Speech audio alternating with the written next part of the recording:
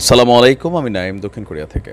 একটু আসলে মনটা খারাপই হয়েছে আমার। গতকালকে আমি রাত্রে যখন ভিডিওটা দিয়েছিলাম, বলেছিলাম যে অনেক দৃশ্য আমি দেখাইতে পারি নাই। ছোটোখাটো একটা মানুষ, ক্ষমতা ছিল, বিচারপতি ছিল, একটা পদবি ছিল।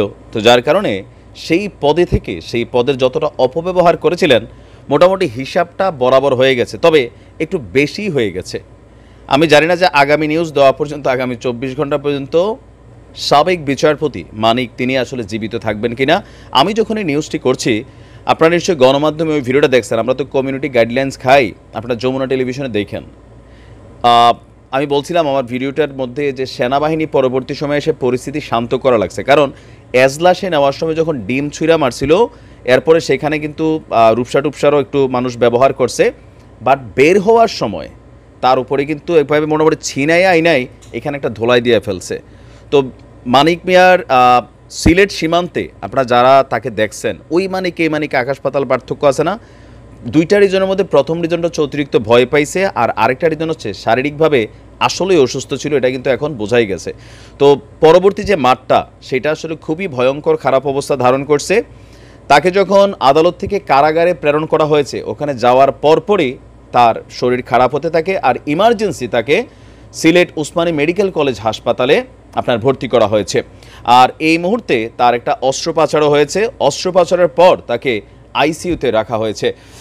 গণমাধ্যমগুলো বলছে রাত ৮টার দিকে তার অস্ত্রোপচার করা হয়েছে। বর্তমানে তিনি আপনার আইসিইউতে আছেন। হাসপাতালের পরিচালক মাহবুবুর রহমান ভূঁইয়া তিনি জানিয়েছেন।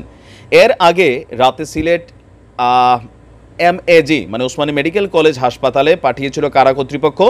দীর্ঘ ৪৫ মিনিটের একটা অস্ত্রোপচার হয়েছে। তো আমাদের যিনি হাসপাতালের পরিচালক আছেন, তিনি বলছেন যে সফলভাবেই তার অস্ত্রোপচার সম্পন্ন হয়েছে। আর এখন তার আসলে কি রোগ ছিল, তো যেই ছবিগুলো ভাইরাল হয়েছে, ছবিগুলো আমি তো পুরো দেখাইতে পারতেছি না আপনাদেরকে। সমস্যা হচ্ছে যে এগুলা আমাদের ফেসবুক বা ইউটিউবে কমিউনিটি গাইডলাইন খায়, একটা চ্যানেলে এই মুহূর্তে এমনি ডাউন আছে, যার কারণে ওইভাবে আসলে দেখাইতে পারতেছি না। তো বিচারপতি মানিকের অবস্থান দেখা আমি আমার আগের ভিডিওতে বলছি, যারা অতি উৎসাহী ভূমিকা পালন করেন, সুযোগ পাইলে আপনি যে আসলে কত বড় দানব সেটাও কিন্তু প্রমাণ করেন। মানিক তো দানবই, যার কারণে মানিককে নিয়ে আমারে কখনো দেখছেন মানিকের পক্ষে কোনো ভিডিও বানাইতে, আমরা প্রতিবাদ করছি আমাদের জায়গা থেকে, সর্বোচ্চ শাস্তি চাইছি আইনের মাধ্যমে। তবে এভাবে প্রকাশ্যে মানিক আসলে কোনো পলিটিক্যাল ওই লেভেলের ক্যারেক্টার না, গুন্ডাপান্ডও ছিল না। কথার কারণে, অধ্যত্বপূর্ণ অ্যাক্টিভিটিসের কারণে সারা বাংলাদেশের কাছে ঘৃণিত হয়েছে, যার কারণে এত বড় একজন ক্যারেক্টারের মানুষ এইভাবে ভারত পালাই যেতে নিয়েছিল। বা কী বলা হয় যে বিজিবির হাতে যখন ধরা খাইছে সেখানেও হালকা মারধর খাইছে, গণমাধ্যমগুলো বলেছে। হাসপাতালে আদালতে নেওয়ার সময় মারধরটা হয়েছে, কিন্তু পরের মারধরটা এইটা আসলে ঠিক করেন নাই। কারণ দিন শেষে যাই হোক, অন্যায় অন্যায়। এবার এটা বিচারপতি মানিক করুক বা আপনি করেন, যারাই করেন, আইনের মাধ্যমে তার শাস্তি হবে। তার বিরুদ্ধে অলরেডি হত্যা মামলা হয়েছে, অনেকগুলো মামলা হয়েছে। তবে যদি তিনি সুস্থ হইয়া, জীবিত হইয়া ফিরে আসেন কারাগারে, তখন হয়তো তার বিচার সম্ভব হবে। দেখেন, আমাদের বক্তব্য অলওয়েজ ভিকটিমের পক্ষে। কালকে যে জুলুম করছে তখন তার বিরুদ্ধে, বাট আজকে যখন সে ভিকটিম তার পক্ষেই।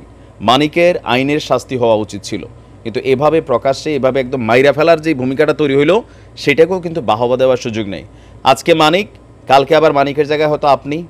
আজকে আপনি একটু সুযোগ পেয়েছেন, হাত পরিষ্কার করছেন, ইচ্ছে মতো মারলেন। তো কালকে তো আবার এই মানিকদের মধ্যে আরেক মানিক ক্ষমতায় আসবে। আপনার একটা মিথ্যা মামলা পাইলে, হ্যাঁ, ওই যে মনে করলেন যাবজ্জীবন দিয়ে দিবে, আয়নাঘরে ঢুকাই দিবে। এগুলার আসলে অবসান হওয়া দরকার। বিচারের যে সুস্থ সংস্কৃতি, সেইটা ফিরে আসা দরকার। অন্যায় অন্যায়, আবার এটা আপনি করেন আর আমি করি, এটাকে টলারেট করার সুযোগ নাই। যারা একদম দুর্ধর্ষ, সন্ত্রাসী, খুনি, ভয়ঙ্কর, এদের অনেক জায়গায় ভাই গণতোলাই দিয়ে মাইরা ফেলছে, আমি কখনো কথা বলি না। কিন্তু গতকালকে আসলে ওনার জন্য আমার নিজের সত্যি কথা মায়া লাগছে। আবার অনেকে কইতে পারেন যে তোর তো মায়া লাগবে না, আমাদের ভিতরে এখনও মানবিকতা জীবিত আছে।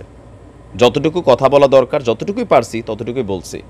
তবে সামনে এই ধরনের কর্মকাণ্ড থেকে বিরত থাকুন, কারণ আবার আপনিও মামলার আসামিই হবেন। আপনার অবস্থা এরকম খারাপই হবে। ভাইরাল ক্যারেক্টার না, জাতি জানতেও পারবে না। ভালো থাকুন। আসসালামু আলাইকুম।